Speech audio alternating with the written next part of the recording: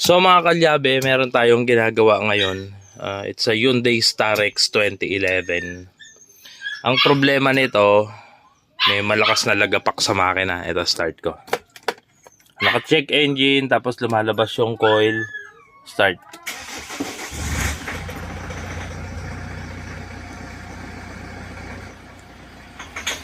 Ayan o.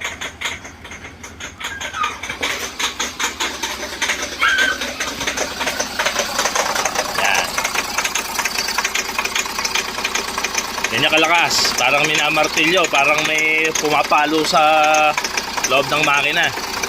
Tapos malakas ang palag. Pero pinagawa naman na to sa iba, pero check natin. Nakita na yung problema, gagawin na lang. Okay.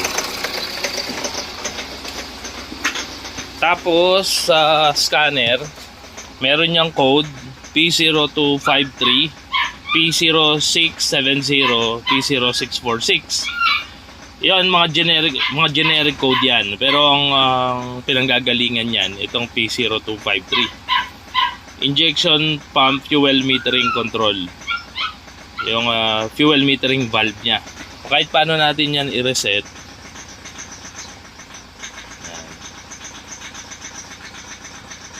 Yan, bumabalik. Hindi siya nawawala. Set ulit natin, hindi siya nawawala. Tapos natin i-check yung socket ng fuel metering valve. Check naman natin ngayon dito sa fuse box. So ganun ulit, yung alligator clamp sa negative. Check natin lahat ng fuse.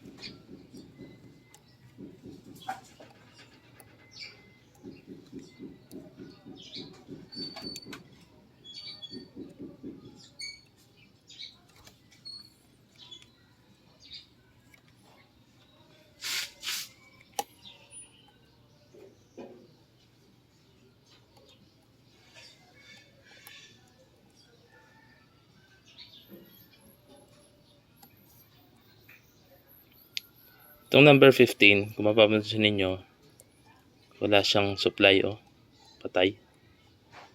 Pero dito, testingin mo natin ng mga 10 fuse, 10 amperes. Wala din sila. Yan kasi, kailangan dito yan. Lagyan natin alligator clamp sa positive. Ito kasi sa body ground yan. Yan, umilaw siya. Ibig sabihin, sa body ground yan.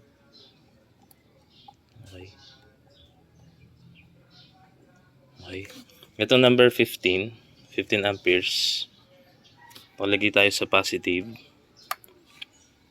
Kung body ground kasi yan, wala, dapat sa linya nito yan. Dapat kasama siya doon. Pero still, wala pa rin, wala. Yan. Lipat ulit natin dito. Negative. So, negative. Still, wala. Okay, so check natin yung mismong fuse.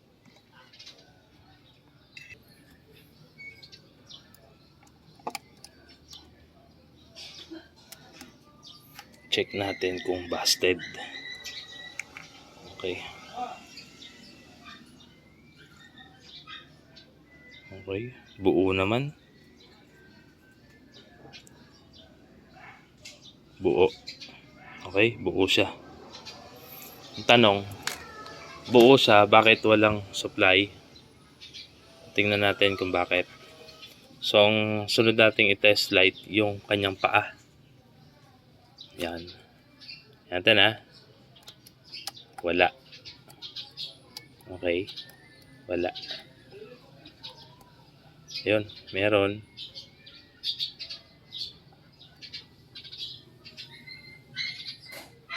Tingnan natin kung ano nangyari. Minsan nawawala. Intermittent. Tingnan natin kung ano nangyari. Buksan natin tong fuse box.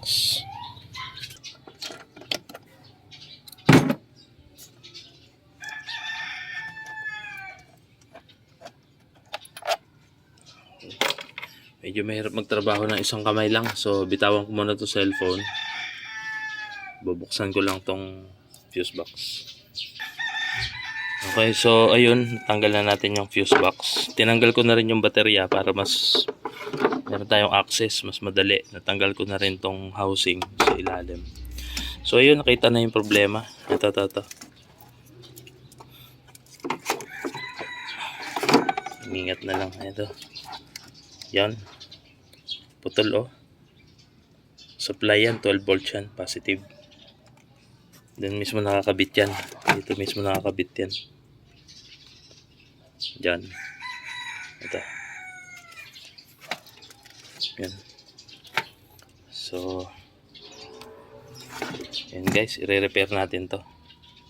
Okay. Ang ginawa natin dito, dun sa putol na wire, nagdugtong na lang tayo. Kasi yung paa, yung kapitan nitong fuse na to, durog na pala. Masyado na nakalubog, hindi na may taas. So, nagdugtong ako dun sa putol na wire kanina. Tapos inilabas ko na lang. Ayan o. Mapapansin ninyo. Ayan, naglabas na lang tayo. Ayan. Para hindi intermittent ng signal, kaya nawawala ng supply. Check natin ulit. Negative, positive. Yon, meron na siya. Okay. Okay. Okay. Okay.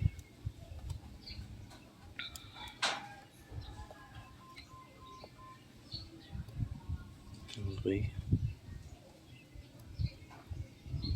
Okay.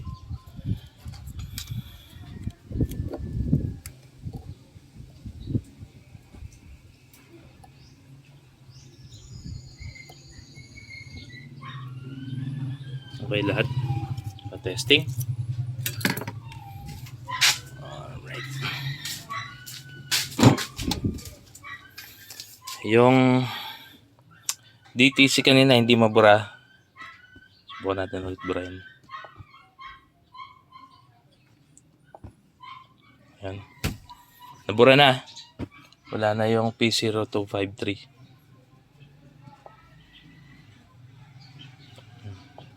Ito, start na lang natin yan.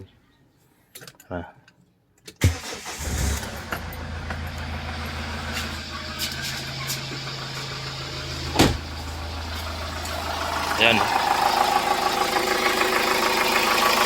Wala na yung ingay.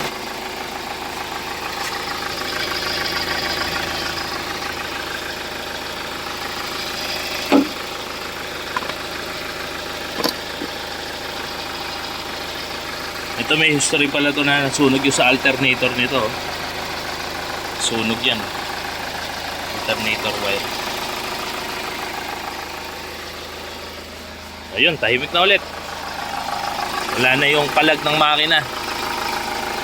Yan, tahimik na.